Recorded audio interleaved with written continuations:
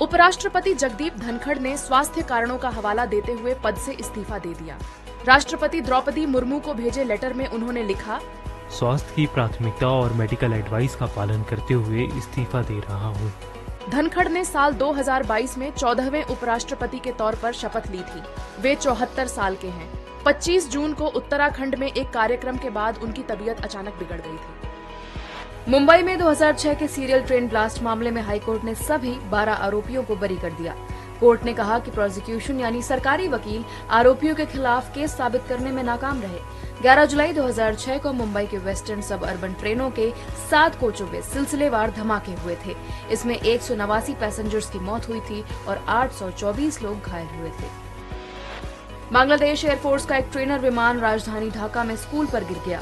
हादसे में 19 लोगों की मौत हो गई। इनमें 16 स्टूडेंट्स, 2 टीचर और एक पायलट शामिल है। 164 से ज्यादा लोग घायल हैं। जिस F-7 BGI फाइटर जेट से हादसा हुआ वो चीन में बना है। बांग्लादेश ने इसे 2011 से 2013 के बीच खरीदा था। कोच्चि से मुंबई जा रहा एयर इंडिया का विमान मुंबई एयरपोर्ट पर लैंडिंग के दौरान रनवे से फिसल गया। भारी बारिश के कारण रनवे पर फिसलन थी, जिससे विमान रनवे से 16 से 17 मीटर दूर घास पर चला गया। विमान के दाहिने इंजन के नैसल यानी ढक्कन को नुकसान पहुंचा। इस दौरान विमान के 3 टायर भी फट गए। किसी भी पैसेंजर को नुकसान नहीं पहुंचा है। अमेरिकी राष्ट्रपति डोनाल्ड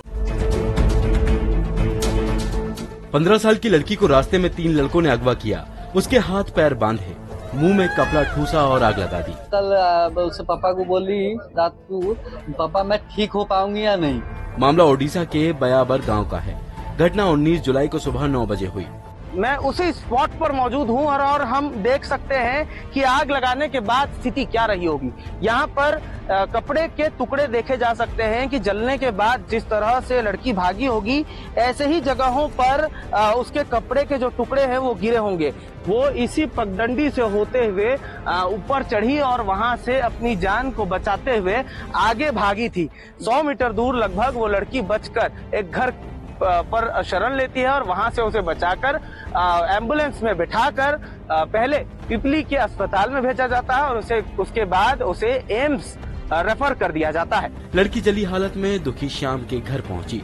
मैं चाय पीता हूँ, घरे पेटी में आग लगा है, उसे जल रहा है, उसे पानी चाहिए, मुझे बंचा लिए भाई साहब वो तो कह रहा है। उसे घर में लिया है, उसे कपड़ा मार मार कर उसे आग लगा ली भाई। ड्रेस चेंज करना है, वस्त्र में दिया है, उसे मैक्सी गला है, उसे पुलिस को बुलाया है, 108 में बुलाया है, उसको मेडिकल भेज दिया है। पीड़िता को एम्स भुवनेश्वर से 20 जुलाई को एम्स दिल्ली रेफर किया गया।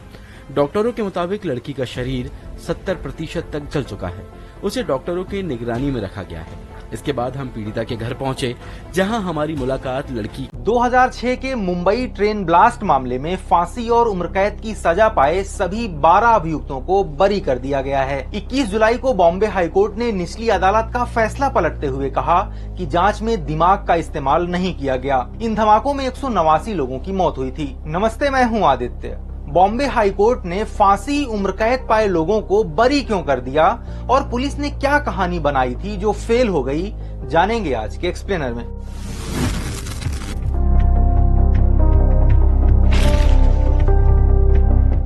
2015 में स्पेशल कोर्ट ने 5 अभियुक्तों को मौत की सजा और 7 को उम्रकैद की सजा सुनाई थी। निचली अदालत की सजाए मौत को हाई कोर्ट से कंफर्म कराना जरूरी होता है, इसलिए अक्टूबर 2015 में महाराष्ट्र सरकार बॉम्बे हाई कोर्ट पहुंची। इसी दौरान अभियुक्तों ने भी सजा के खिलाफ अपील दायर कर दी। बॉम्बे हाई कोर्ट ने केस की सुनवाई करने का फैसला किया। जुलाई 2024 में जस्टिस अनिल एस किलोर और जस्टिस श्याम सी चांडक की एक स्पेशल बेंच का गठन किया गया। लगातार 75 सुनवाई के बाद 21 जुलाई 2025 को बॉम्बे हाई कोर्ट ने सभी 12 दोषियों को रिहा कर दिया। निचली अदालत का फैसला पलटने के 5 प्रमुख तर्क दिए गए। पहला, अभियुक्तों ने बम बनाने, ट्रेनों में रखने और बहावलपुर में ट्रेनिंग लेने की बात कबूली थी, लेकिन कोर्ट ने पाया कि ये बयान शारीरिक और मानसिक यातना देकर जबरदस्ती लिए गए। दूसरा, टैक्सी वाले की गवाही हो या बम बनाते देखने वाले की, हाईकोर्ट ने पाया कि गवाहों के बयान असंगत और संदिग्ध हैं। उनकी गवाही पर भरोसा नहीं किया जा सकता। तीसरा, एटीएस ने बमों में 20 किलो आरडीएक्स और अमोनियम नाइट्रेट के इस्तेमाल का दावा किया था। कोर्ट ने कहा कि ये साबित नहीं हो सका कि धमाके में किन विस्फोटक का इस्तेमाल हुआ। चौथा, हाईकोर्ट ने कहा कि धमाकों में कौन सा संगठन जिम्मेदार था, ये भी साबित नहीं हुआ। और पांचवा, हाईकोर्ट के मुताबिक अभियोजन पक्ष ये साबित करने में नाकाम रहा कि इन्हीं दोषियों ने